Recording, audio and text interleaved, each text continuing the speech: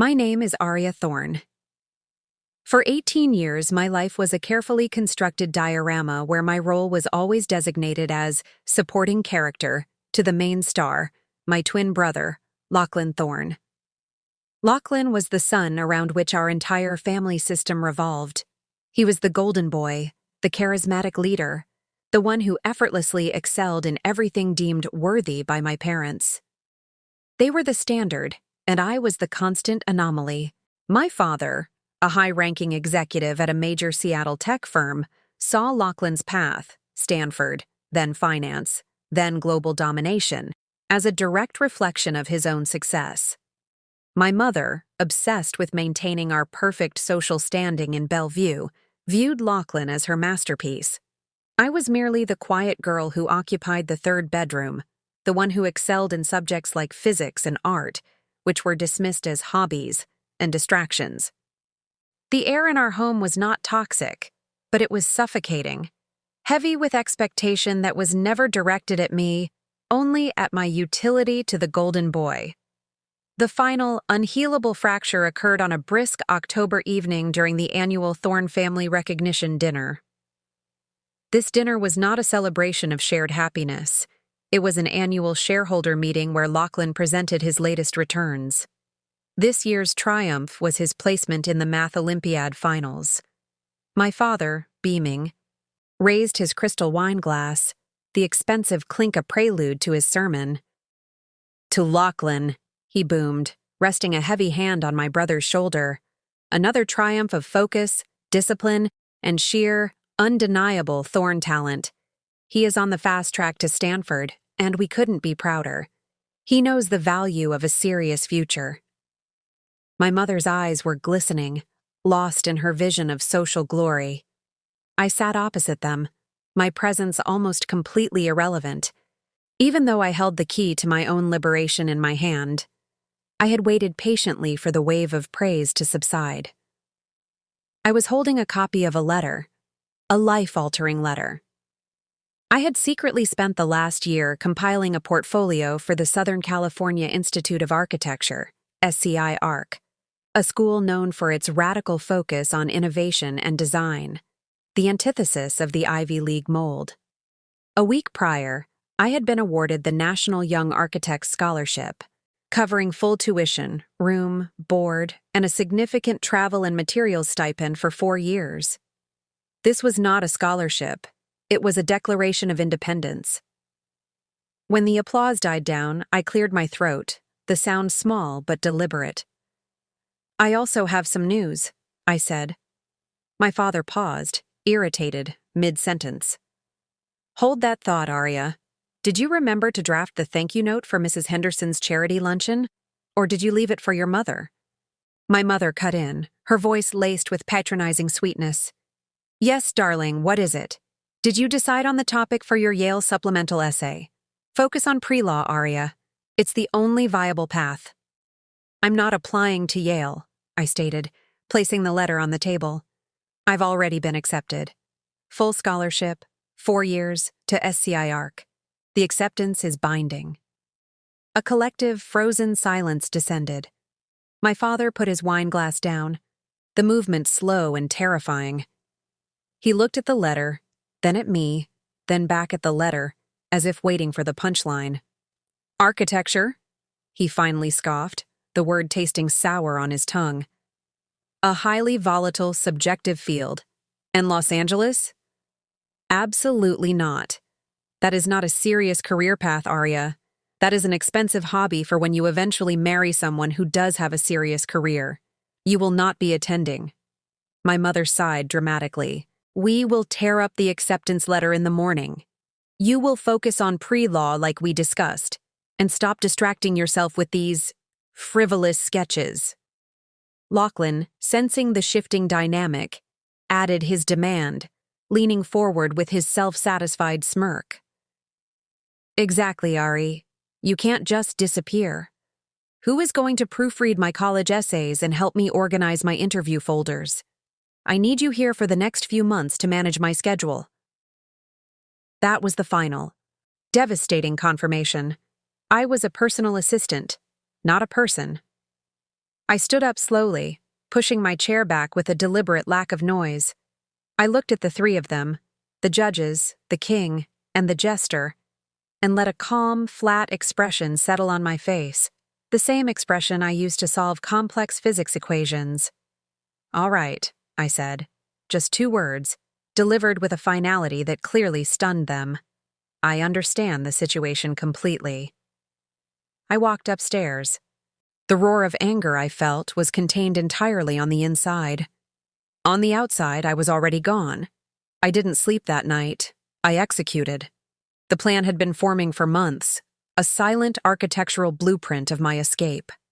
The SCI ARC scholarship contract contained the crucial clause, "Acceptance is contingent upon the applicant's confirmation of the full merit scholarship package," which, under California state law, constitutes financial independence upon reaching 17 years and 9 months of age, bypassing standard parental co-signature requirements. I had turned 17 years and 11 months old last week. I pulled out 3 duffel bags.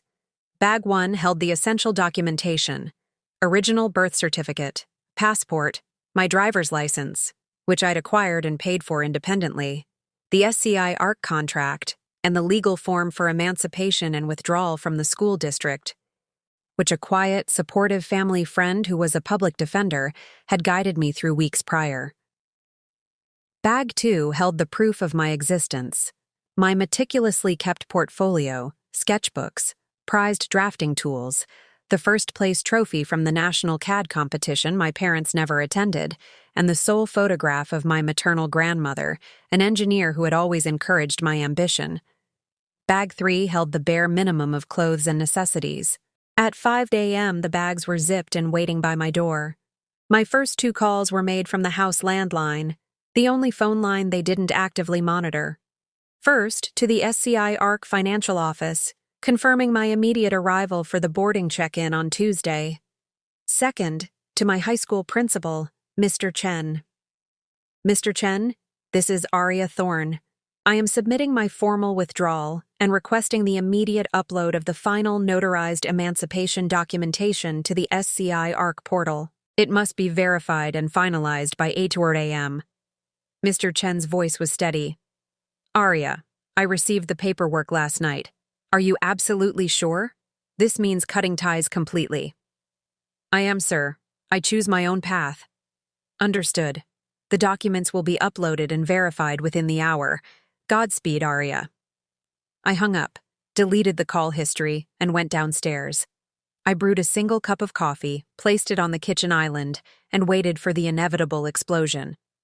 Lachlan stumbled into the kitchen at 7:30 a.m., perpetually annoyed that the universe didn't cater to his precise schedule. He saw me, dressed in jeans and a plain sweater instead of my school uniform, calmly drinking coffee. "Why aren't you getting ready?" he demanded. "I need you to look over my history thesis outline before homeroom." "I won't be going to school, Lachlan." He scoffed. "Oh, right. Dad grounded you, didn't he? Until you agree to apply to the right colleges? Just apologize. It's easy." My mother entered, impeccably dressed for her morning yoga class. "Aria, stop being melodramatic. Go put on your uniform. Lachlan needs your help." Then, Lachlan's eyes fell upon my laptop, which was open to the SCI ARC student portal. The header, impossible to ignore, read, "Boarding check-in confirmed, Tuesday, August 27th, 48 hours. "What is this?" he shouted, snatching the laptop. He scrolled rapidly until he found the attached PDF of the scholarship contract. "You can't just go. They never signed anything." He dropped the laptop and ran toward the master suite. Seconds later, my father stormed into the kitchen, wearing only a silk robe and a face white with shock and rage. "Aria," he snarled, pointing a shaking finger. "You will tell me this is a prank immediately. That application requires my signature." I stood up, placing my empty mug neatly in the sink. It did. But the terms of the full merit scholarship allow for a waiver of parental consent for minors over 17 years and 9 months under specific state education codes. I submitted the signed legal waiver and all finalized documentation this morning. It's binding. My mother staggered back, gripping the marble counter. "We forbid this. We will call the school. We will freeze every bank account and cancel your phone." I maintained my calm. The SCI ARC scholarship includes an annual stipend, room, and board. My phone plan was switched to a prepaid plan under my own name last month. And the money in my college fund? You transferred 90% of it into Lachlan's trust the day he made varsity captain, remember? There's nothing left to freeze. The silence was devastating. Lachlan just stared, his golden boy facade crumbling into raw panic. My father's face went a dangerous shade of crimson. He leaned across the counter, his voice dropping to a low, terrifying growl that usually meant professional ruin for his adversaries. "If you walk out that door, you are cut off entirely. You are dead to us. Do you understand?" I met his glare, my heart hammering a defiant rhythm. "I understand completely. That's the plan." I turned and walked toward the foyer. Lachlan bolted from the kitchen and blocked the front door, his hand out. "Arya, please. If you leave, I look bad. They'll be furious. They'll expect me to take care of you. Just say you're sorry. Say you made a mistake." He was only concerned about the inconvenience my independence would cause him. I looked at him without pity, only cold assessment. "You only care about how this reflects on you. That is why I am leaving." I pushed past him. My ride, an unmarked sedan arranged by the SCI ARC liaison, was waiting at the curb. As I loaded my 3 bags into the trunk, I could hear my father roaring on the phone with his attorney, trying to find a legal loophole that no longer existed. My mother was sobbing quietly on the front steps. Lachlan was standing in the doorway, staring at the empty driveway, realizing the full extent of the loss of his personal secretary. I climbed into the car, gave the driver the final destination, and didn't look back as the Thorn house disappeared from my rearview mirror. Los Angeles was a shock. A dizzying canvas of brutalist concrete, brilliant light, and relentless ambition. SCI ARC wasn't a traditional campus. It was a repurposed industrial warehouse, a massive, noisy, constantly building cathedral of creativity. It was the antithesis of the quiet, manicured expectations of Bellevue. I moved into my small, functional dorm space, which felt more like a clean, well-lit cell than a bedroom, and immediately started working. There was no time for adjustment. The architecture program was notorious for its demanding schedule and cutthroat critiques. For the first 6 months, I rarely slept more than 4 hours a night.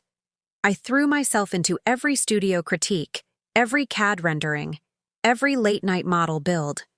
When my fellow students complained about the workload, I felt a strange sense of relief. This was manageable. Managing the emotional and logistical expectations of the Thorn house had been the real heavy lifting. I found a new family in my cohort. Artists, engineers, and dreamers who saw my drive and named it excellence, not insubordination. They understood the language of creation, not control. The calls and texts still came, but they were infrequent and easily managed. I didn't block the numbers outright. I simply set all messages from the 425 area code to a muted, archived folder. This allowed me to check on the situation without granting them access to my piece. 2 months in, a text from my father read, "Your mother is medically ill. You leaving has done this to her. Think of the cost of your selfishness." A frantic voicemail from my mother. "Your grandfather died. He specifically asked to see you. How dare you ignore your family?" I later confirmed with Chloe, my high school friend who was my only remaining neutral contact, that my grandfather was perfectly healthy. The most revealing was a panicked email from Lachlan. "I failed the first semester at Stanford. They put me on strict probation. I need you to fly back and write my appeal letter. I can't think straight. They won't listen to me." I read them all, saw the desperation, but felt nothing. I deleted them without response. Their distress was no longer my responsibility or my guilt. It was the natural, delayed consequence of their own choices. My major breakthrough came during my junior year. For my final project, I designed a vertical urban farm system, a self-sustaining, community-integrated solution for food deserts in urban cores. It wasn't just architecturally beautiful, it was practical, sustainable, and easily scalable. My design won the prestigious AIA, American Institute of Architects, Student Design Award, and attracted the immediate attention of Reyes & Co., one of the most innovative and ethically focused architectural firms in the world, known for their large-scale community-based projects. I was offered an immediate, paid internship that spanned the summer and continued part-time through my senior year. I worked full-time, taking my final required courses online to accelerate my graduation. I was utterly exhausted, but I was building something real, something that mattered far more than any social standing or inherited wealth. 2 months after graduating, at the age of 22, I was promoted to a junior partner role at Reyes & Co., bypassing years of associate purgatory. I was the youngest partner in the firm's history. I bought a small minimalist condo in downtown LA, a space of glass and concrete with a stunning view of the city I was helping to shape. The deed was in one name only: Aria Thorne. No co-signers, no familial interference. 5 years after my departure, the news finally arrived through Chloe. Chloe was the only person I allowed regular contact with. She understood the boundaries and never pushed. The message came late on a Friday night. Chloe, 11:34 p.m. Hey, big news. Lachlan finally flunked out of Stanford permanently. They caught him paying someone on the dark web to take his final exams. The scandal is everywhere. Chloe, 11:35 p.m. Your dad tried to use every single connection, but the scandal was too public. He lost his VP position too. They opened a full ethics violation investigation at the firm. Chloe, 11:36 p.m. They lost the house a month ago. Your mom took a small 2-bedroom rental. Lachlan is working at some minimum wage fulfillment warehouse job. He spends all his time gaming. It's bad, Ari. They're ruined. I read the texts. I felt no triumph, only a quiet, weary certainty. The structure they had built was fundamentally unsound, a facade of wealth and ego, and it was only a matter of time before the foundation crumbled. The next morning, my personal assistant forwarded a bizarre, encrypted email to my private address. It was from my mother. The subject line was chilling: a family emergency, your duty. The body of the email was a masterpiece of emotional manipulation, entitlement, and denial. Aria, your father is having serious heart issues due to the stress you caused. Lachlan is depressed and needs extensive therapy, which we can no longer afford. We know about your success at Reyes & Co. You are the only one who can fix this. You must send us a significant financial donation immediately to cover the cost of his medical care and Lachlan's tuition at a local community college. You owe us this. Family takes care of family, and you are family no matter what.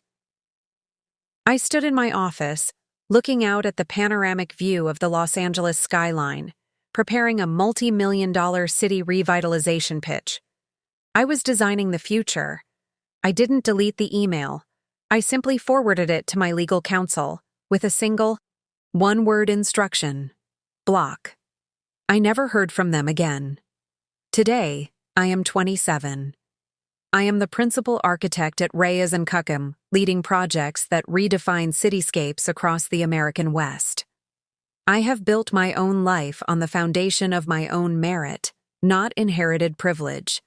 I mentor architecture students at SCI Arc and fund a full scholarship there every year, ensuring another young dreamer doesn't have to fight the battles I fought. I adopted a rescued boxer mix named Keystone, a sturdy, loyal creature who is now my constant companion. Thanksgiving is spent hiking the canyons with Keystone and Chloe. Christmas is a quiet, creative affair in my condo, filled with good wine and new sketchbooks. My birthday is a yearly reminder that every moment since my departure has been a moment of choice, not obligation. I carry no resentment, only the knowledge that I built my own foundation, brick by brick, achievement by achievement, boundary by unshakable boundary. The Aria they knew, the compliant, quiet twin sister, is gone.